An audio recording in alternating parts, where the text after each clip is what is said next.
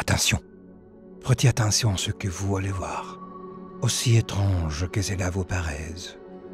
Si vous détournez votre regard, ne serait-ce qu'un instant, vous passerez à côté. S'il vous faut cligner des yeux, nous vous invitons à le faire maintenant. Notre histoire commence ici, dans les profondeurs de la Chine orientale, se cache un héros, tout d'abord découvert au cours de la dynastie 1. Celui-ci était humble et particulièrement petit.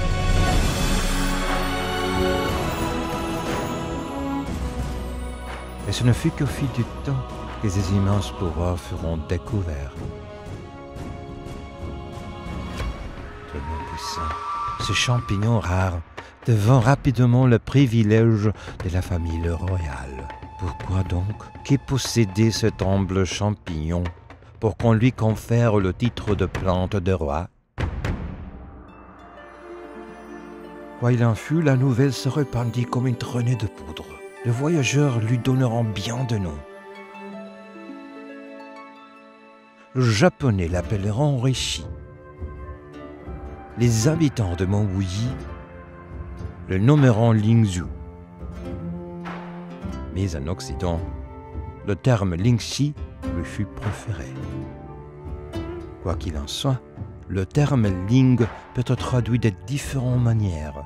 Miraculeux, sacré, divin et mystérieux ne sont que quelques-unes. Le kanji pour zi, cependant, est traditionnellement défini simplement comme plante de longévité.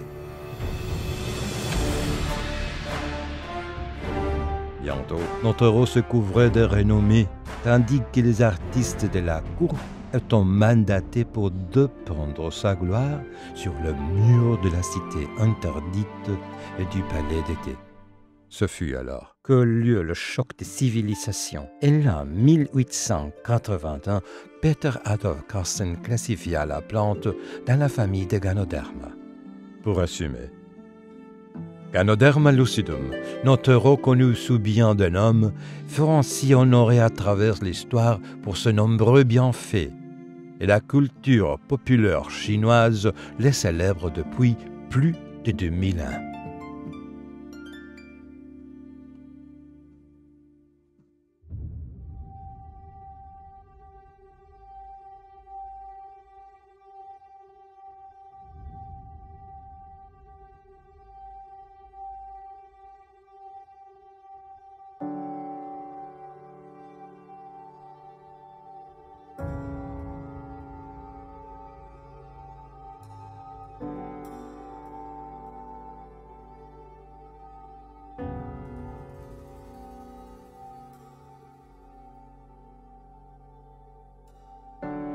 Tout comme le vent du changement, l'histoire de notre héros ne fut d'abord qu'un souffle, un murmure.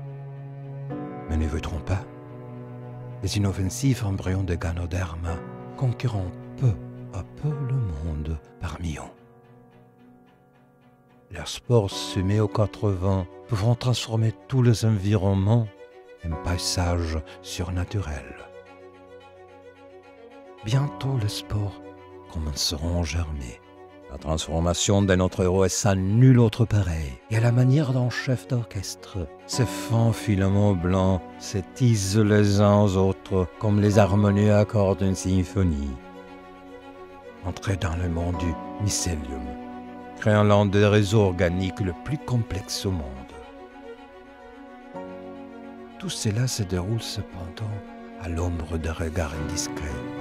Et, une fois prêt, notre noble héros prend sa forme visible. Tout d'abord blanc, il arbore par la suite différentes teintes de rouge. C'est comme une danse. Le pied se déploie majestueusement, attendant sa présence royale. Bientôt, les teintes violacées, et même parfois bleutées ou jaunes, commencent à poindre. Et même parfois bleuté ou jaune commence à poindre. Et à regret, sa transe doit prendre fin.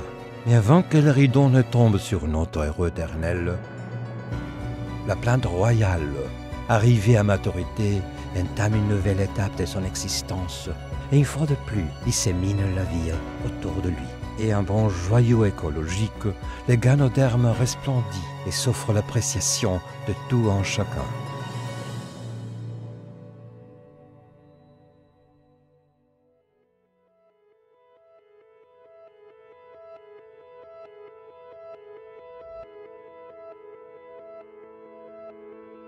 Vous connaissez maintenant l'histoire.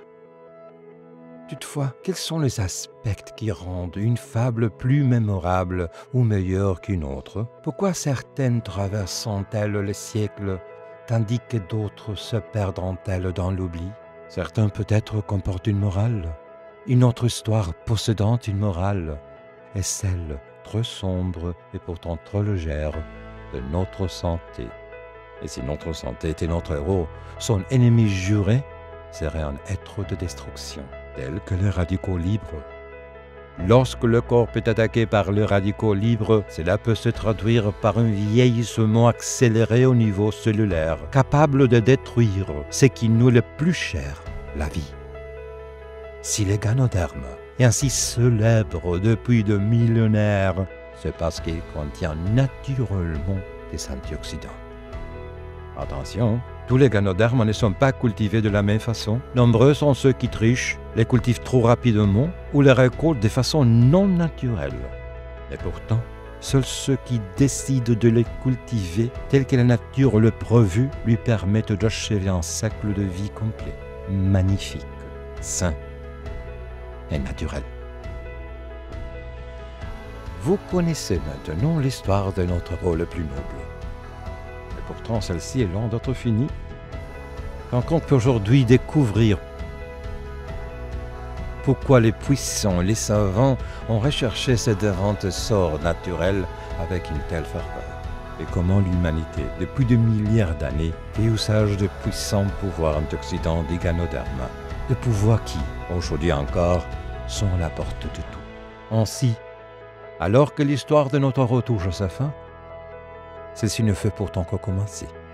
À vous d'écrire la suite et de me faire savoir quelle sera votre histoire.